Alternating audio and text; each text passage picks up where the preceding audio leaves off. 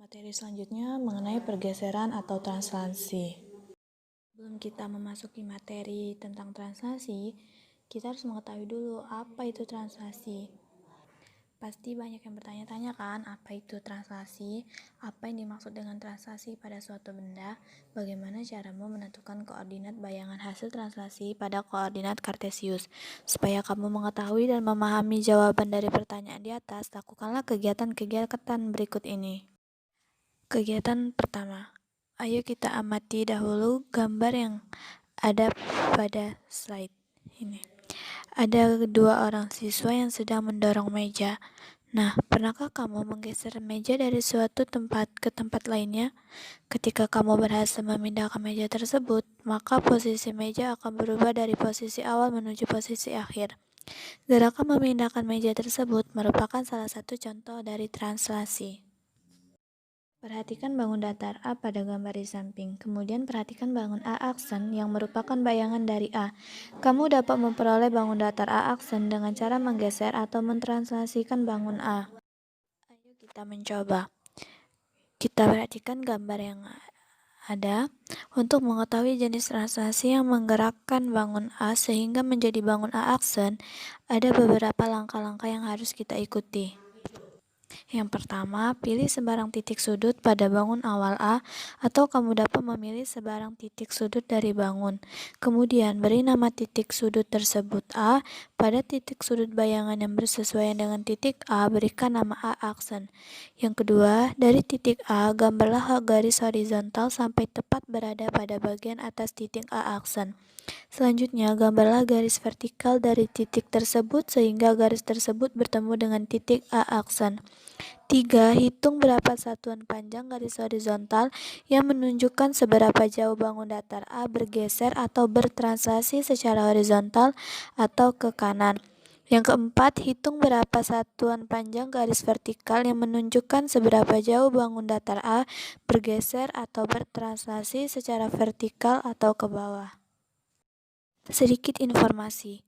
Jika suatu translasi atau pergeseran pada suatu benda dilakukan sepanjang garis horizontal, maka translasi tersebut akan bernilai positif jika benda ditranslasikan ke arah kanan, dan bernilai negatif jika benda ditranslasikan ke arah kiri. Jika suatu translasi atau pergeseran pada suatu benda dilakukan sepanjang garis vertikal, maka translasi tersebut akan bernilai positif jika benda ditranslasikan ke arah atas dan bernilai negatif jika benda ditranslasikan ke arah bawah. Kegiatan 2. Translasi pada koordinat kartesius. Ayo kita mencoba.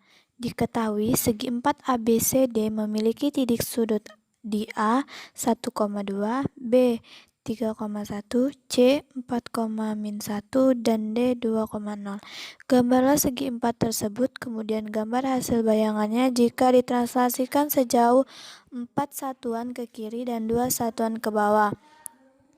Tuliskan koordinat bayangan hasil translasi segi 4 ABCD atau bayangan ABCD selanjutnya disebut dengan A aksen, B aksen, C aksen, D aksen. Setelah kamu melakukan aktivitas kegiatan 2, coba kamu lengkapi tabel 3.5 berikut ini. Coba kamu perhatikan tabel 3.5 di atas. Apakah kolom kedua dan kolom ketiga dari tabel di atas memiliki nilai yang sama? Salah satu cara untuk mendapatkan koordinat bayangan hasil translasi adalah dengan menambahkan secara langsung bilangan yang menunjukkan translasi dengan koordinat awal bangun.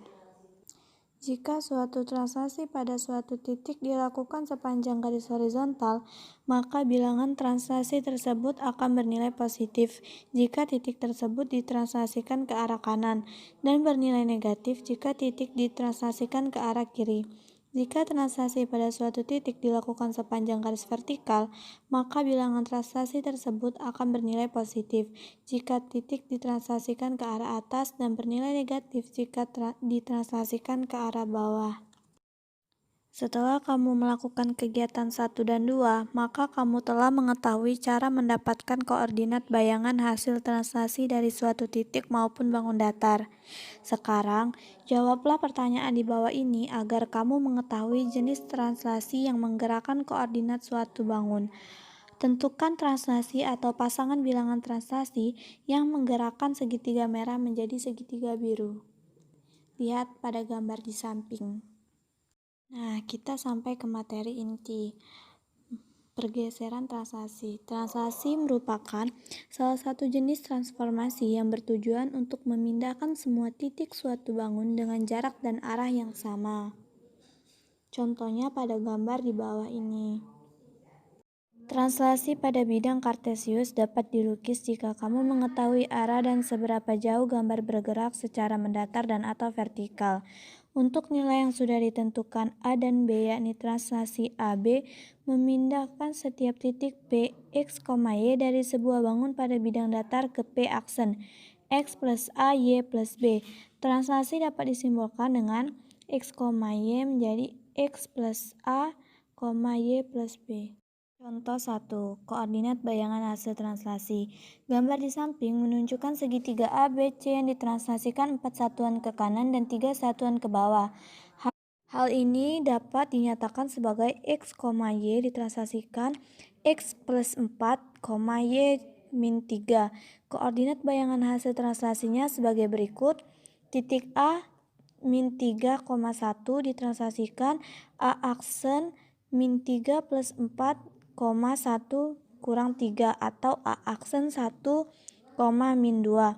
Yang B, titik B minus 1,4 ditranslasikan B aksen minus 1 ditambah 4,4 dikurang 3 atau B aksen 3,1.